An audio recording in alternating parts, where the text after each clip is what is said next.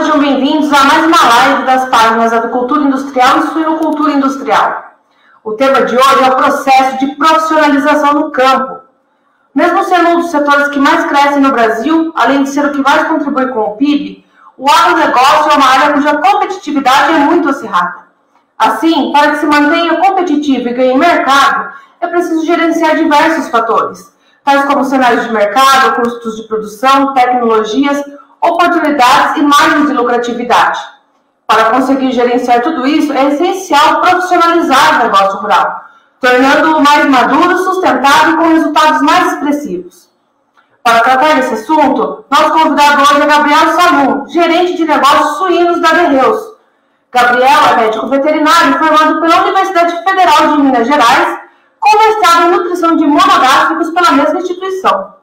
Boa tarde, Gabriel. Muito obrigada por aceitar o nosso convite para debater um pouco sobre o processo de profissionalização no campo. Boa tarde, Caroline. Eu é quem agradeço a oportunidade de estar conversando nessa tarde com vocês e agradeço também a atenção aí de quem está nos assistindo. Eu acho que é um assunto super importante de ser tratado. É um cenário vivo, né, em constante mutação, e que realmente é uma coisa da qual a gente se orgulha, que é a nossa atividade e os resultados que ela traz para todo o país, né? A gente pode dizer assim. Isso é fruto realmente da profissionalização do campo e de tudo que é feito hoje dentro das propriedades rurais. Eu gostaria de começar falando um pouco da evolução da produção e produtividade brasileira nos diversos setores do agronegócio e como ela tem influenciado no processo de profissionalização no campo. Então, Caroline, se a gente observar, a gente tem uma tendência aí de evolução demográfica muito grande. Se a gente pegar, a gente tem pouco menos de 8 bilhões de pessoas, né? 7,7 era o número ali em 2019. Nós vamos chegar a quase 10 milhões em 2050. A gente tem uma demanda muito grande e crescente, não só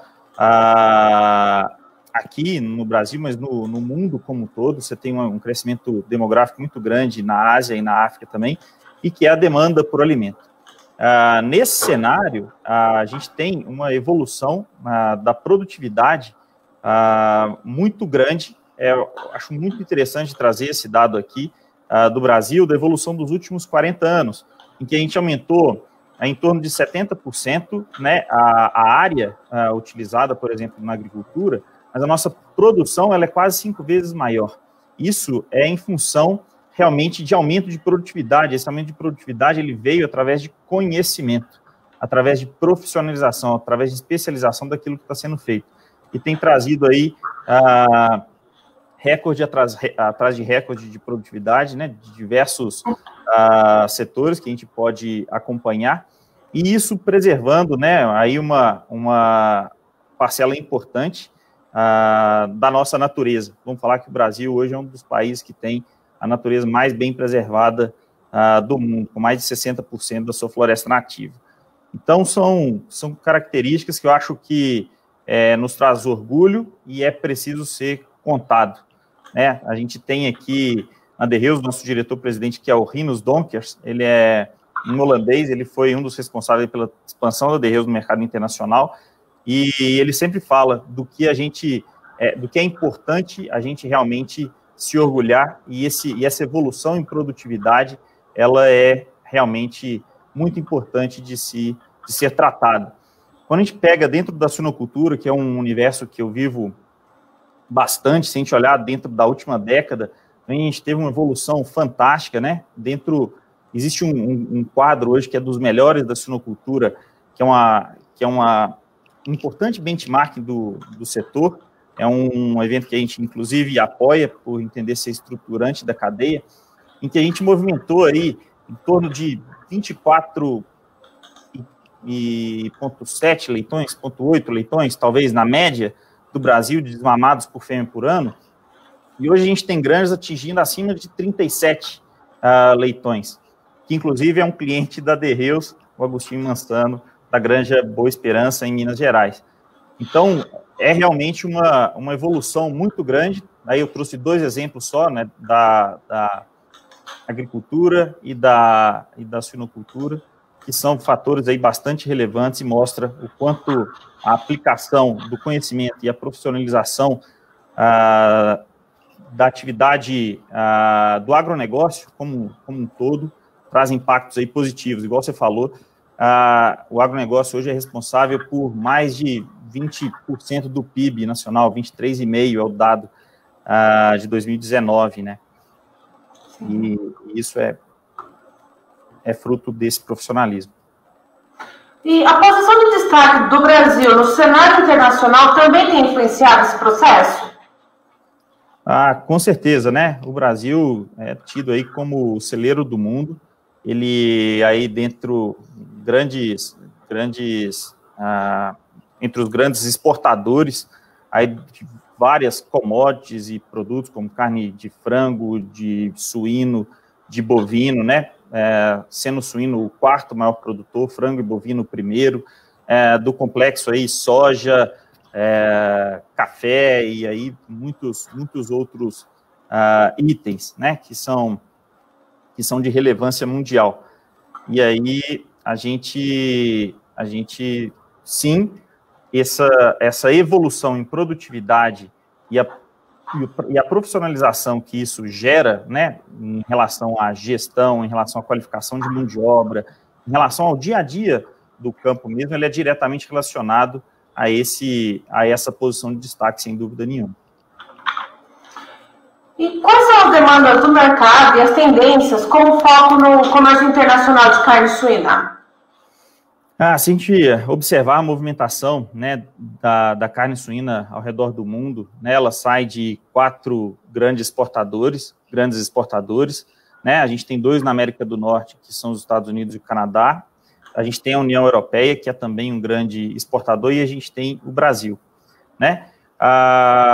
Muito disso vai ali para o Sudeste Asiático, né? E a gente vê um mercado internacional cada vez mais exigente do ponto de vista de segurança alimentar, do ponto de vista de impactos gerados por aquelas atividades, e é uma coisa com a qual o Brasil, como um grande exportador, precisa estar preocupado. A gente tem aí um rebanho tecnificado de quase 2 milhões de matrizes, né, mapeadas aí pela BCS, divulgada aí no último relatório desse ano, mas só 15% disso é exportado, 85% fica no mercado interno, e a gente é o 4º maior exportador. Então, a gente tem potencial para crescer bastante ainda, mas é importante a gente escutar o mercado, adaptar os nossos processos e adaptar a nossa produção para conseguir atingir aí os mercados mais exigentes, mas também os mais rentáveis, né? A gente viu uma dinâmica também aí muito fortemente influenciada pelo padrão de importação da Rússia, que já foi um dos grandes clientes mundiais, né, e do Brasil, inclusive, que tem buscado cada vez mais a autossuficiência, né, e eu tive com eles no ano passado, com um grupo de produtores de lá, e eles têm a ambição de ser também, né, futuramente, um grande exportador. Então, a gente tem hoje um mercado muito drenado, por exemplo, pela demanda chinesa, que também trouxe aí uma demanda extra em virtude dos problemas com a peste suína africana nos últimos anos. Certo. E, Gabriel, qual seria o perfil profissional das lideranças no campo? Como que está sendo esse processo de transformação de ver a propriedade rural como uma empresa? Então, esse é um assunto super interessante, pelo qual, né, eu tenho muito interesse, tenho estudado bastante. Quando faço um retrospecto aí, desde quando eu acompanho as propriedades Brasil afora, a gente vê realmente uma mudança no perfil muito grande, né? Não só dos donos, como da própria gestão diretamente ligada à atividade, né? E que a gente observa que não é mais aquela pessoa da confiança, simplesmente a pessoa da confiança que toca o negócio.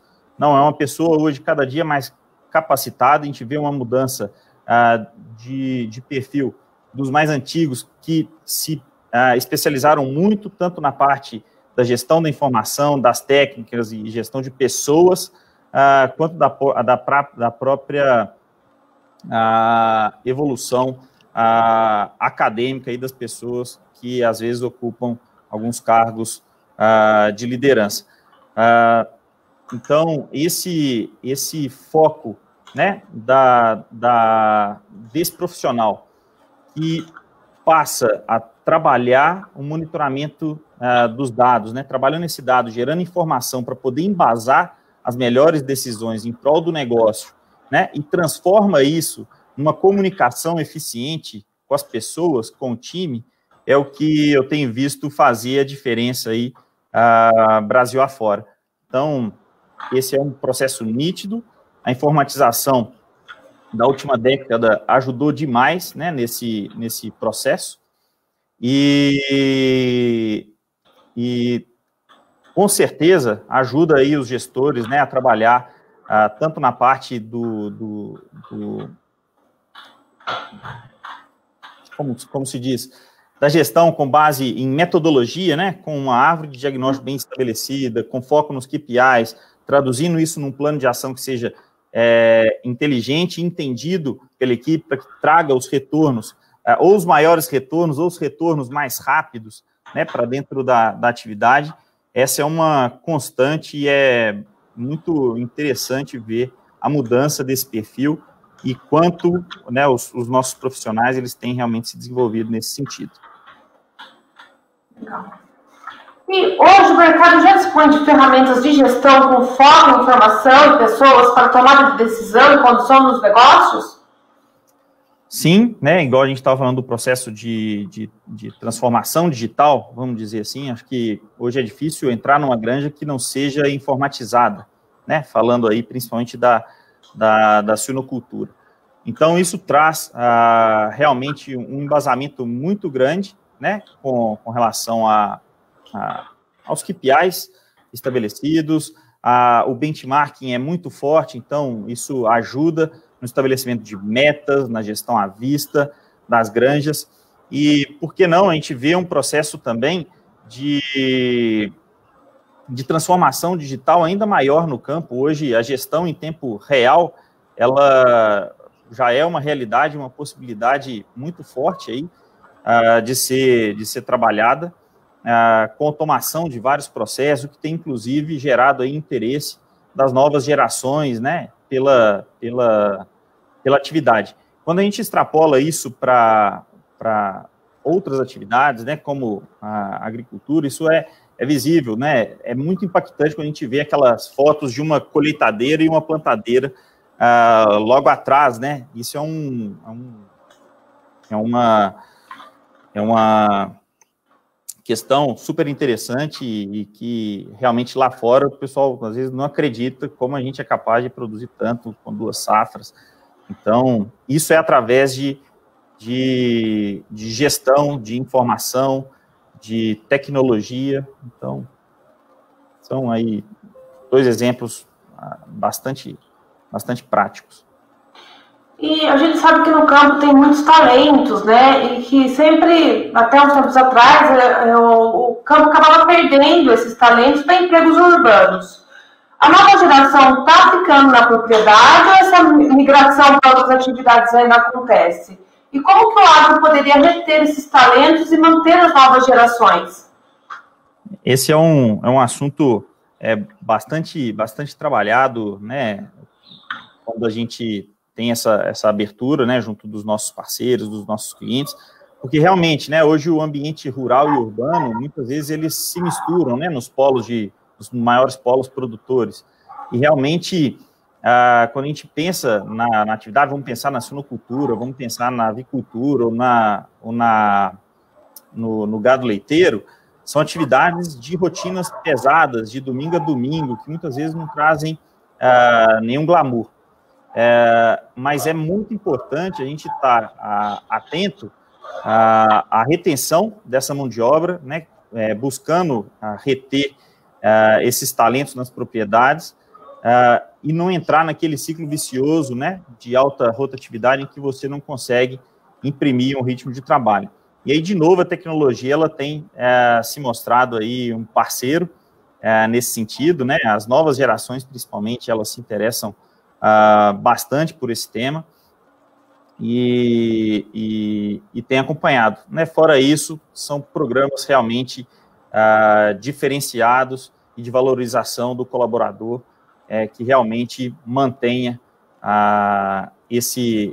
essas pessoas cada vez mais especializadas dentro da atividade, com baixo turnover, e não perdendo essa mão de obra, vamos dizer assim, para a indústria convencional, né, ou para os outros setores da nossa indústria. Ele é um assunto que ele é muito importante para quem tem o desafio de formar uma equipe e, não obstante a esse assunto, na prática o que a gente vê, Carol, é que as propriedades mais eficientes são aquelas com equipe formada também há mais tempo, né? Pessoas que a gente teve a oportunidade de desenvolver, de treinar e de conseguir explorar em conjunto com elas o máximo potencial, mas também dando um retorno positivo e uma perspectiva interessante de futuro para essas pessoas.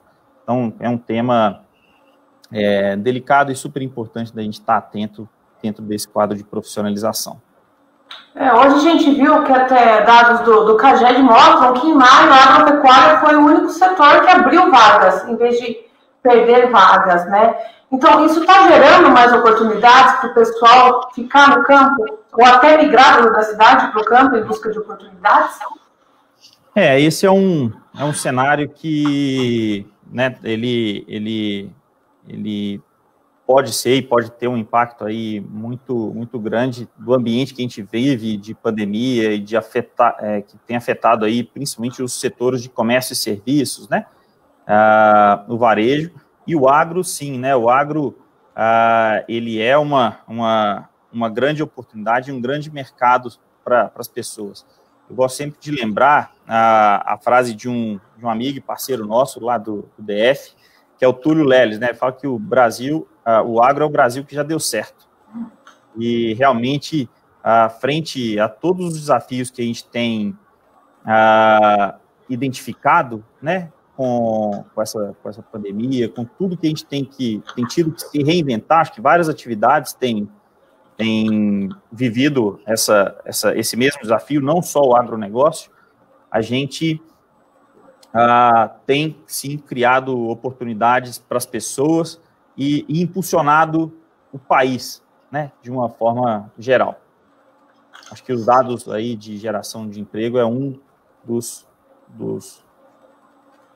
exemplos claros disso aí. E as produções de grãos estão globalizadas em relação aos preços. O produtor hoje precisa se atentar a essas questões de volatilidade de preços e dos insumos e também da globalização? Sim, Carol, eu acho que a globalização traz um cenário para a gente muito diferente daquilo que pode ter sido vivido há alguns anos atrás. Quando a gente pensa aí nos cenários internacionais, né, das commodities, que normalmente são tratados em bolsa, às vezes a gente tem uma excelente safra e não sabe por que, por exemplo, o farelo de soja, vamos pegar um momento em que está super alto, né, o custo desse insumo para a produção de suínos, de aves, de uma forma geral, para a agropecuária, e que é fortemente influenciado, por exemplo, pela Bolsa de Chicago, que é fortemente influenciado pelo câmbio, e que disso derivam várias outras estratégias que o produtor, sim, precisa estar atento para aproveitar ao máximo as janelas de compra, né, tentar aí se resguardar no risco com relação a todas as opções que a gente tem no mercado, mas também estar atento às outras oportunidades de alternativos, né, a gente tem aí desde os cereais de inverno, os coprodutos da indústria food, utilização e otimização das formulações através dos aminoácidos sintéticos, e sim, a eficiência nesse caso, ela é super importante quando a gente pensa no retorno econômico da atividade. E aí um ponto muito importante e que sempre se fala é a conversão alimentar, né? Então, é um fator em que o produtor ele precisa estar atento e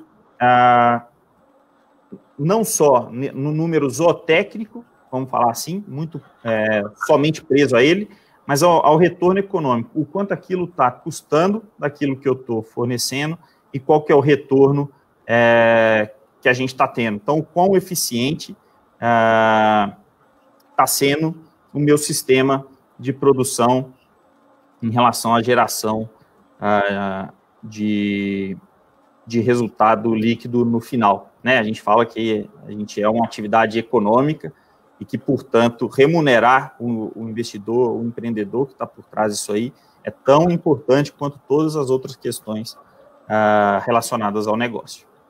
É aí que entra, então, a eficiência versus a viabilidade econômica, certo? Sim, sim, com certeza. Principalmente quando a gente traça ali aqueles ideais com relação a um padrão de resultado, mas que, de repente, existem também oportunidades ali ao seu redor de produzir num custo mais barato ou com menor impacto, utilizando aí os subprodutos, por exemplo, é um grande exemplo disso aí, e que, por exemplo, o farelo de arroz, que muitas vezes é muito viável lá no sul, mas te traz, às vezes, um resultado de conversão alimentar zootecnicamente maior, mas economicamente viável e benéfico para dentro da atividade.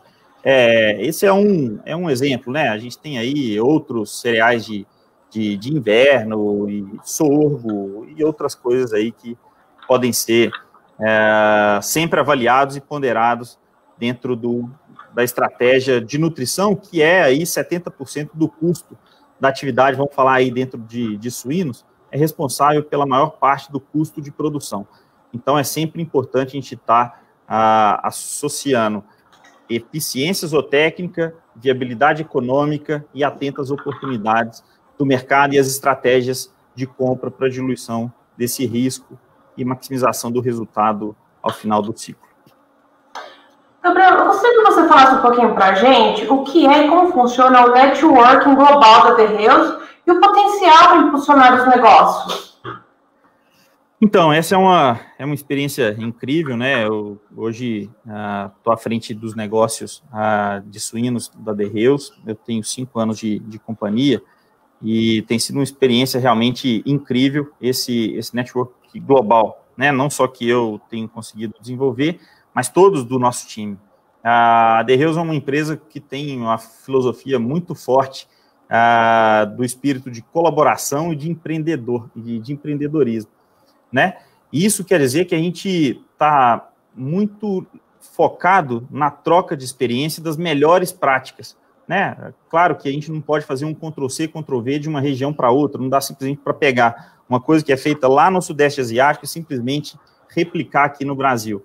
Mas a troca das experiências, das melhores práticas, às vezes em loco, né, onde as pessoas têm a oportunidade, né, no time tem muitas vezes a oportunidade de ir e de receber pessoas aqui também.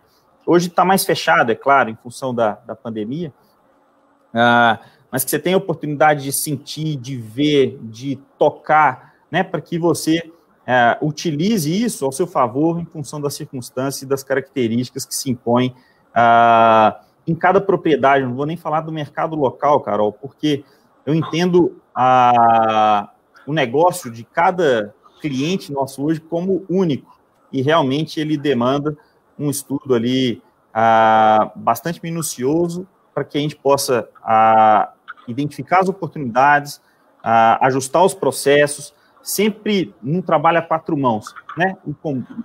E visando aí a otimização do resultado final, vamos dizer assim. Então, essa troca de experiências ela é realmente incrível, e esse poder global da The Hills, trazendo aí oportunidades desde oportunidades de negócio, de fornecimento, de um conhecimento aplicado, ele é realmente muito, muito importante.